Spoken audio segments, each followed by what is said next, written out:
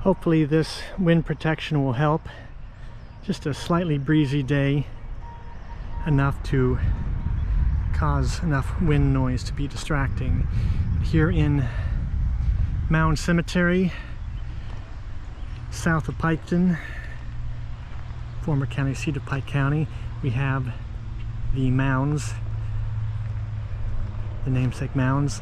One relatively large one, a smaller one off to the left here, and then two smaller, yet smaller ones as lobes of the big mound.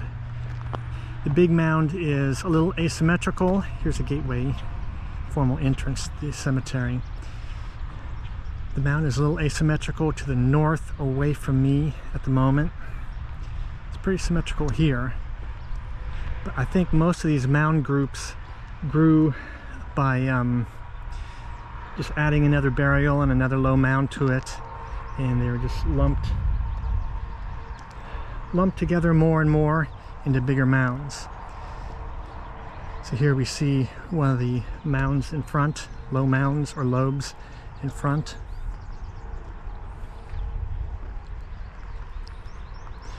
And the burials around here, the earliest ones are I think 1830s. So I believe Whittlesey visited this when he was doing the first Ohio Geological Survey, and part of his job was to record archaeological items like this. So he may have seen this cemetery, this graveyard, starting up at that time. So now I'm on former US 23 here, now Mound Cemetery Road, and there's a couple houses along it here and a cat.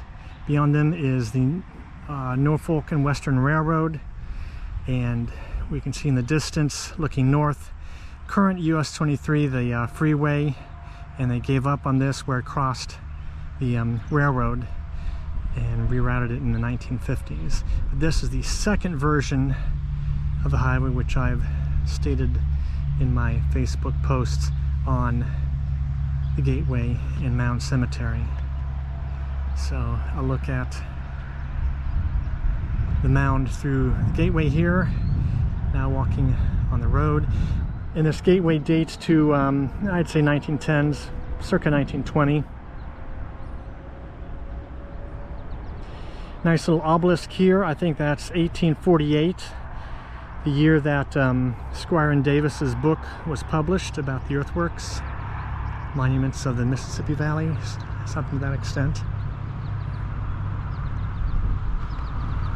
So here is the large mound, plus the small mound here in front, or lobe, and then another small mound or lobe where the flagpole is. Concrete pad is on top of it. It's probably been truncated for the pad, which is not as recent as I thought it was. I'd say that's at least 40, 50 years old. So it wasn't recent messing around with the mound. Notice the name Sargent, prominent right in this area of Pike County. The mound is very asymmetrical from this point, from this perspective. More of a shelf here in front on the west side of it. And again, slightly larger small mound separated here. Imagine another century or two and other burials of prominent family members, and we might have a small loaf-shaped mound here instead of one medium-sized conical and three little ones. So another gateway here.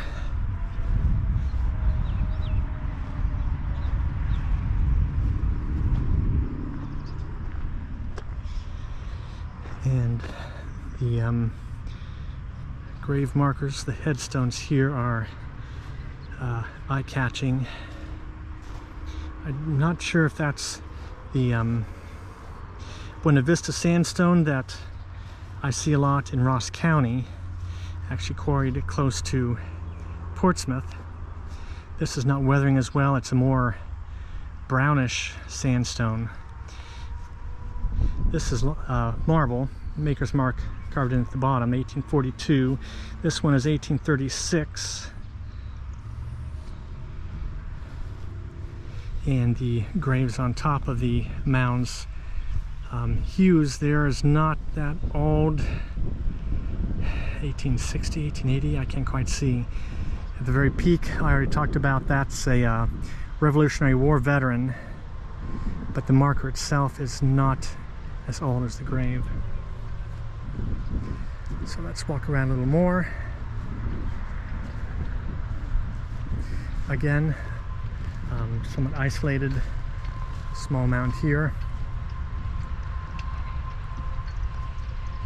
And you can see the sort of shelf, the big mound. I can keep my level.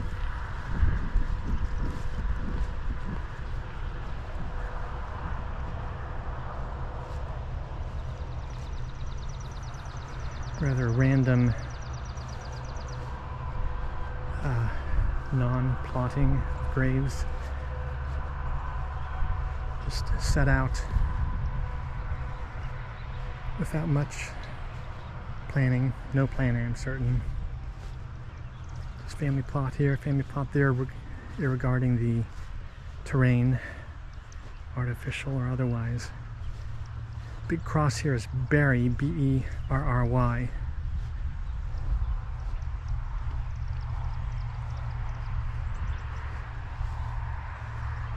And here we see again the asymmetry of the mound from this angle, from the east.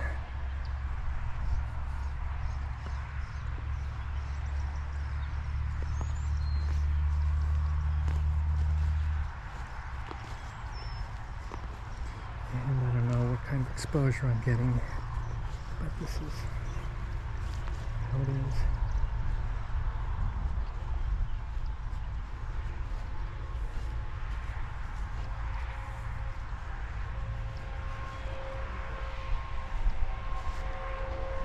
And that is Mound Cemetery here. It'll be on the south edge of Piketon, part of the graded way north and south, if I have it all right.